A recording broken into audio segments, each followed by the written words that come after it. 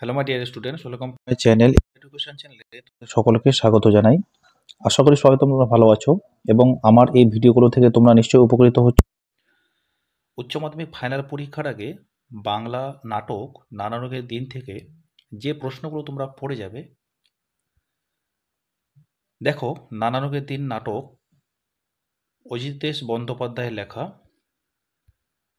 বাংলা 2024 সালের জন্য তোমরা যে প্রশ্নগুলো পড়বে, আমি প্রথমে তোমাদের রেখেছি তিনটে প্রশ্ন। এখানে 1 নম্বর প্রশ্ন রেখেছি, আমার আপনজন কেউ নেই, বউ নেই, ছেলে মেয়ে নেই, সঙ্গীর সাথে কেউ কোথাও নেই, আমি একদম একা, একেবারে নিঃসঙ্গ। বক্তাকে উক্তিটিতে বক্তার কী ভাবনা প্রকাশ পেয়েছে? অথবা আরেকটি প্রশ্ন, জীবনে ভোর নেই, সকাল নেই, দুপুর নেই, সন্দেহ ফুরিয়েছে, এখন শুধু মাঝরাত্রির অপেক্ষা। উক্তিটিতে বক্তার যে মনোভাব প্রকাশ পেয়েছে তা আলোচনা করো। অথবা আরেকটি প্রশ্ন, যারা বলে নাট্য অভিনয় একটি পবিত্র শিল্প, এখানে অভিনয়ের আগে নাট্য অভিনয় হবে। যারা বলে নাট্য অভিনয় একটি পবিত্র শিল্প তারা সব গাধা গাধা। বক্তাকে উক্তিটির তাৎপর্য বিশ্লেষণ করো। বন্ধুরা, তোমরা যারা চ্যানেলটিকে এখনো সাবস্ক্রাইব করোনি, তোমরা চ্যানেলটিকে সাবস্ক্রাইব করে রাখো এবং বেল আইকনটিকে প্রেস করে দাও পরবর্তী গুরুত্বপূর্ণ ভিডিওগুলি সবার আগে পাওয়ার জন্য। প্রয়োজনে একটা লাইক করো এবং কমেন্ট করে আমাকে জানিও তোমাদের ভিডিওটি কেমন লাগলো।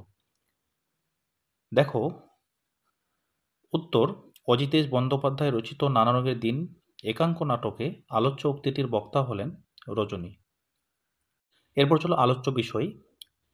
আলোচ্য নাটকে দেখা যায় রজনীবাবু খুব অল্প বয়সেই থিয়েটারকে ভালোবেসেছেন। তিনি ৪৫ বছর ধরে অভিনয় জীবনকে লিপ্ত রয়েছেন। অর্থাৎ রজনীকান্তবাবু দীর্ঘ ৪৫ বছর ধরে কিন্তু অভিনয় জীবনে লিপ্ত ছিলেন।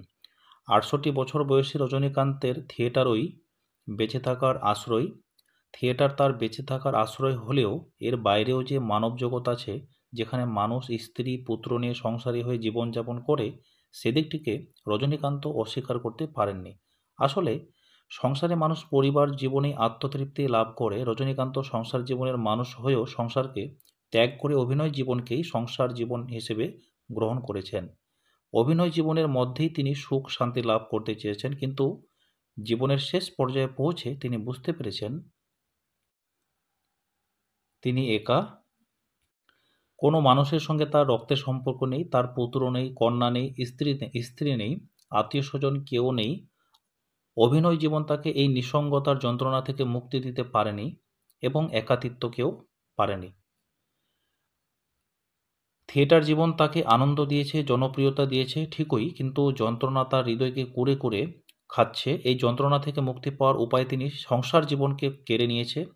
তার অতৃপ্তির বেদনা উক্তিটিতে ভাবরূপ লাভ করেছে। এখানে দেখো তোমাদের যে তিনটি প্রশ্ন দেখালাম, তিনটি প্রশ্নের উত্তর কিন্তু একটাই। এখানে তোমরা একটু লক্ষ্য করবে, তোমাদের সবচেয়ে মোস্ট ইম্পর্টেন্ট অর্থাৎ যে প্রশ্নটি আসার সম্ভাবনা রয়েছে, যারা বলে নাট্য অভিনয় একটি পবিত্র শিল্প তারা সব গাধা গাধা, এই প্রশ্নটি হচ্ছে খুবই ইম্পর্টেন্ট, আসার খুবই প্রবল চান্স রয়েছে। তার মধ্যে কি টাইপের প্রশ্ন আসতে পারে সেটাও আমি তোমাদের বলছি। দেখো, জীবনে ভোর নেই, সকাল নেই, দুপুর নেই, সন্দেহ ফুরিয়েছে, আমার আপনজন কেউ নেই, বউ নেই, ছেলে মেয়ে নেই। অর্থাৎ এটা একটা তোমাদের ভাবতে পারো যে তোমাদের পরীক্ষায় যদি লাইন তুলে প্রশ্ন আসে তাহলে তোমাদের এরকম টাইপের দিতে পারে। সেই সিম্পলটাই আমি স্যাম্পলটা তোমাদের দেখালাম। এরপর চলো তোমাদের দেখাচ্ছি আমি ২ নম্বর প্রশ্ন, আমাদের দিন ফুরিয়েছে, কে কার প্রসঙ্গে এই উক্তি করেছেন? বক্তার এই উপলব্ধির কারণ ব্যাখ্যা করো। আমাদের দিন ফুরিয়েছে এই উক্তি করেছেন অভিনেতা রজনীকান্ত চট্টোপাধ্যায়। একসময় বার্ধক্য আসবে, এটাই জীবনের নিয়ম, কিন্তু যে মানুষ শিল্পকে ভালোবেসে বাসেন তার বার্ধক্য নেই, একাকিত্ব নেই, রোগ নেই, মৃত্যু ভয় নেই। একথা বলতে রজনীকান্ত আলোচ্য উক্তি করেন। এই হলো উদ্ধৃত উক্তির প্রসঙ্গ। এই প্রশ্নটাও হচ্ছে তোমাদের জন্য ইম্পর্টেন্ট, এই প্রশ্নটাও তোমরা ভালো করে দেখবে। এরপর চলো আমরা আলোচ্য বিষয়ে যাব। দেখো, রজনীকান্তর বয়স ৬৮। ওই বয়সে তার মধ্যে অভিনয় প্রতিভার অস্তিত্ব নিয়ে তিনি দোলাচল অবস্থায় তা যাচাই করার জন্য শাহজাহান নাটকের ঔরঙ্গজেব পাঠ নিয়ে কালীনাথকে মোহাম্মদের ক্যাচ দেওয়ার কথা বলেন। ওই অংশের অভিনয় শেষ করে সাব্বাস বলে ধন্যবাদে মুখর হয়ে ওঠেন।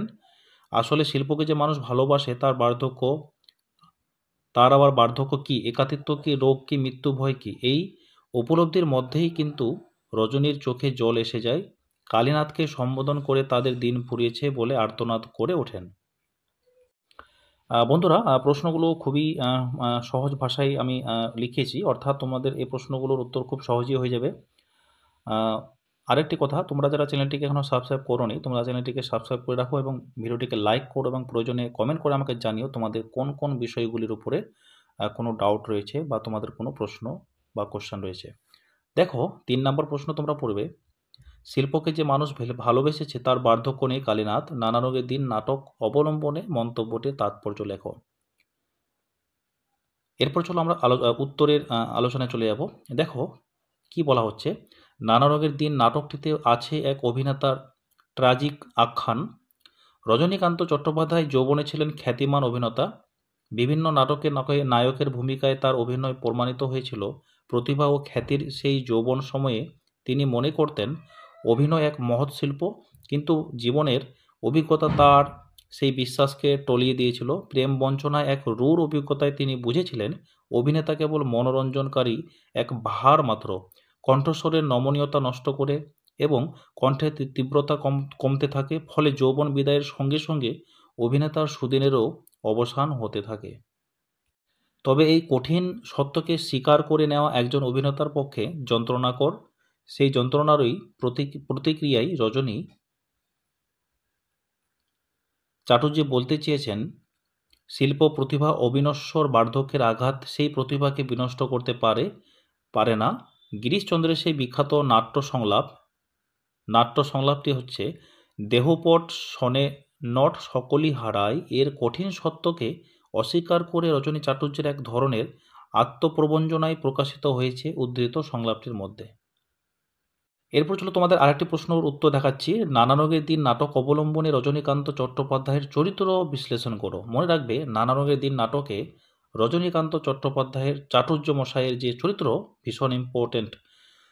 দেখো, উত্তরে বলা হচ্ছে, নটনাট্যকার অজিতেশ বন্দ্যোপাধ্যায়ের নানা রোগের দিন একাঙ্কটি চরিত্রকেন্দ্রিক নাটিকা। রজনীকান্ত চট্টোপাধ্যায় নাটকের প্রধান চরিত্র। তিনি মদের নেশায় অভিনয় চলার মাঝেই দিলদারের মেকআপ করা পোশাক সহ গ্রিন রুমে ঘুমিয়েছিলেন। তোমরা ভালো করে জানো, গ্রিন রুমের সেই লাইনটি সকলেই তোমাদের জানার কথা। মদ্যাসক্তি অভিনয় জীবনের এক অন্ধকার দিক। রজনীর চরিত্র তার বাইরে নয়, রজনী কিন্তু তার সেই নেশার ব্যাপারে সচেতন। নেশা যে তাকে গ্রাস করেছে এ ব্যাপারে তিনি সজাগ, কিন্তু সন্ধ্যা হলেই মদের নেশা তাকে পেয়ে বসে, ফলে তিনি আর 5টা মাতালের সমান ব্যতিক্রম নন। এরপরে প্যারা করে লিখবে, 68 বছরে রজনী জানেন অভিনয় জীবন থেকে অবসর নেওয়ার সময় হয়েছে। নেশার ঘরে তার মন হয় এক পা করে এগিয়ে চলেছে মৃত্যুর দিকে। এটা তোমরা একটু কোটেশনের মধ্যে রাখবে। এই পরিণামের ব্যাপারে রজনী সচেতন। থিয়েটার পাবলিক সম্পর্কে রজনীর অভিজ্ঞতা খুব তিক্ত। পাবলিকের অস্পৃশ্য তুল্য তার উপলব্ধি হলো সব প্রতিভারই একদিন না একদিন বিদায় ঘটে। রজনী তার প্রতিভার সেই অন্তিম পরিণামের কথা ভেবে বেদনার্ত। এরপর তোমরা এখান থেকে আরেকটি প্রশ্ন পড়বে, নানা রোগের দিন নাটকটির নামকরণের সার্থকতা বিচার করো। এটাও তোমরা পড়বে। তবে আমি বলবো তোমাদের এই যে প্রশ্নগুলো আমি দেখালাম, এখানে যেমন 3টি প্রশ্ন রয়েছে এবং বাকি যে তোমাদের দেখালাম এর মধ্যেই তোমরা অবশ্যই এখান থেকে তোমরা কমন পাবে, যদি তোমরা এই প্রশ্নগুলো ভালো করে তৈরি করে থাকো। বন্ধুরা, তোমাদের ভিডিওটি আজকের মতো এখানেই শেষ করছি। তোমরা ভালো থেকো, সুস্থ থেকো। Thanks for watching. দেখা হবে তোমাদের পরবর্তী ভিডিওতে।